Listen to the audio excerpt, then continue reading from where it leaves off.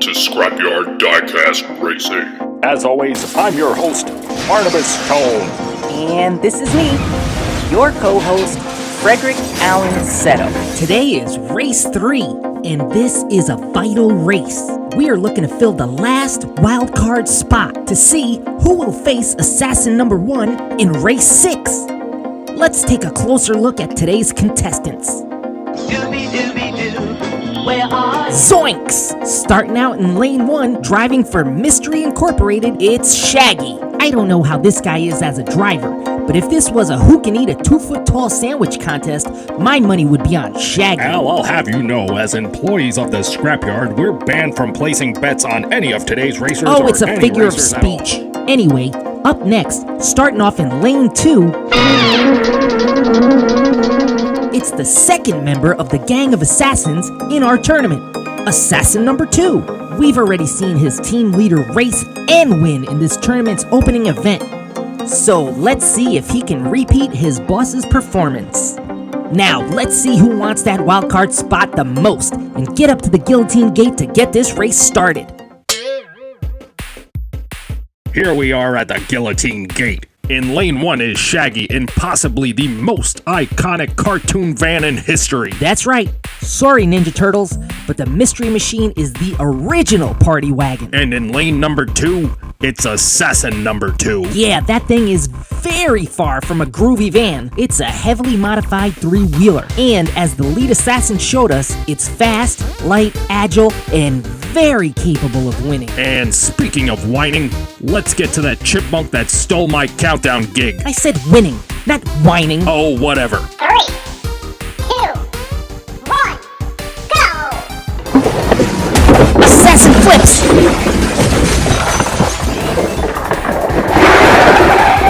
Did he just hit the brakes in a race? Jinkies! Wow, what a wreck. This one is all over. Let's see it again in the replay. Barry, I have no idea what just happened.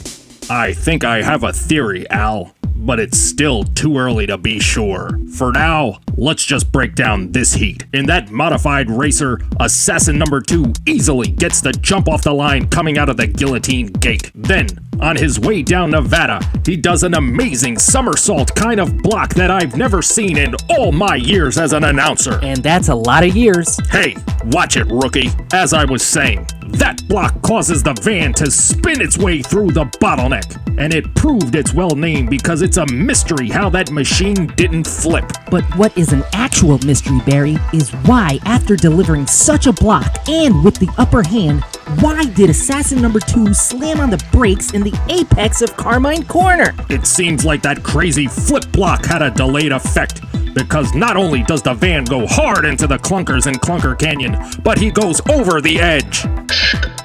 That was wilder than the time I went over Niagara Falls without a barrel.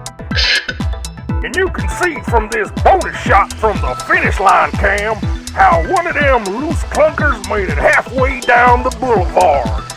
We almost had ourselves Captain Planet as the winner. Captain Planet?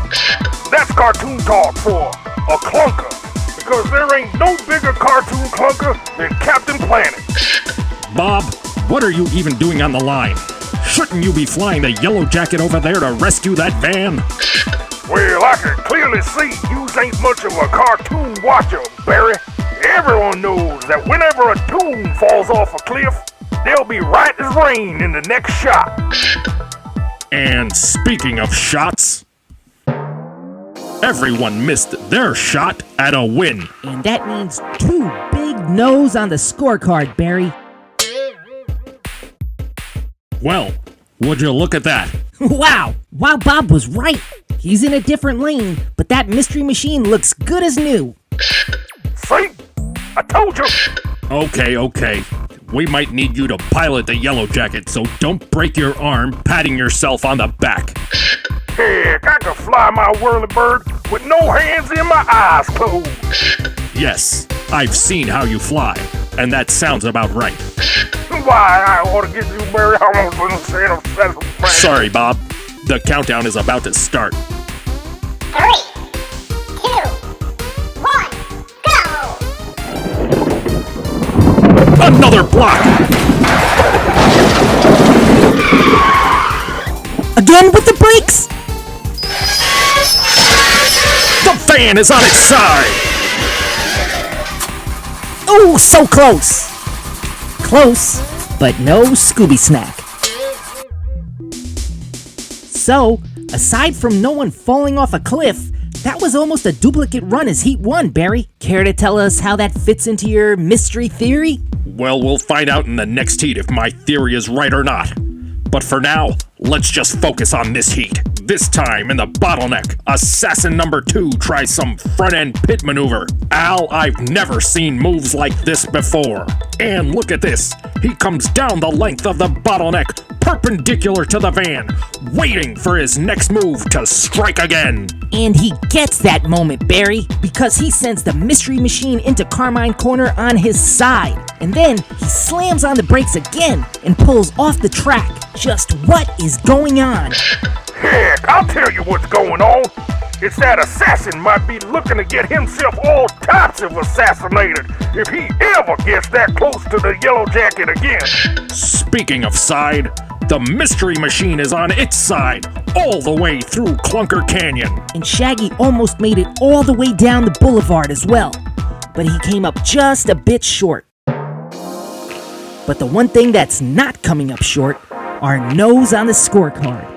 And just a reminder, like I've been saying since race 1, for this tournament there are no extra heats. If no one wins, both racers are eliminated. Here we are, the final heat. There's a lot riding on this one, Barry. Seemingly more than we might know, Al. Well, mystery theories or not, someone needs to pull out a win in this heat. So let's get to it and get this countdown started. 3, 2, 1, go!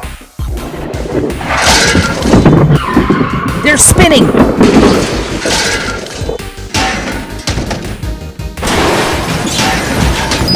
It's pandemonium in Clunker Canyon!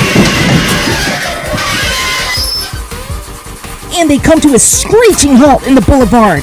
Wow! Let's get to that replay. Okay, mystery man. Did your conspiracy theory come true? Well, you can see it for yourself if you allow me to explain. Please. I'm dying to know what it is, and I'm sure the fans are as well. Okay, Al. Let me know when it clicks.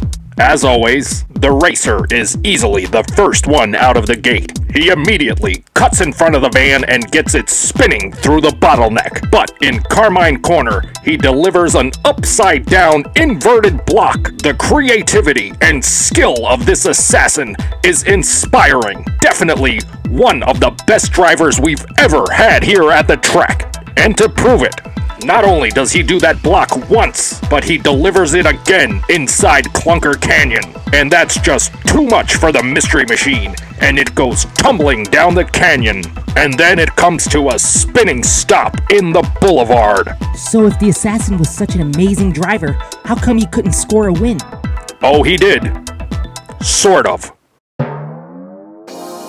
No one put a win on the scorecard, in this heat or in the race. And this was a wild card race, and you said so yourself, Al. If no one wins, both racers go home. So there's no one to fill the wild card spot. That means there's no one to face Assassin number 1 in race 6. So Assassin 2 just set up his boss with a free spot in the semifinals. This whole race was a setup. It's a setup! See, I told you you'd get it when it clicked. So did he throw the race? No, Al. He chose not to win. There's a difference. Here at the Scrapyard, we always say you can win by making it across the line any way possible. So, Assassin number 2, taking one for the team, just helped the leader of his gang win race number 6. Any way possible. Do we have any other racers that are on the same team? I don't know, Al. This is your tournament. I guess it depends what you have set up for your super secret bonus at the end of it all that you keep talking about. Oh no, that has nothing to do with teams or teammates, but it's going to be mind-blowing. But that's still a long ways away, Barry.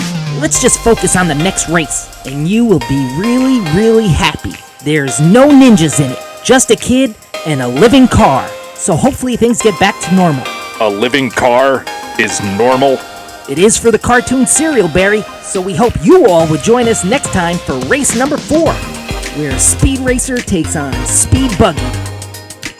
So from everyone here at the Scrapyard, this is your favorite co-host, Frederick Allen Seto, saying thanks for watching and good night.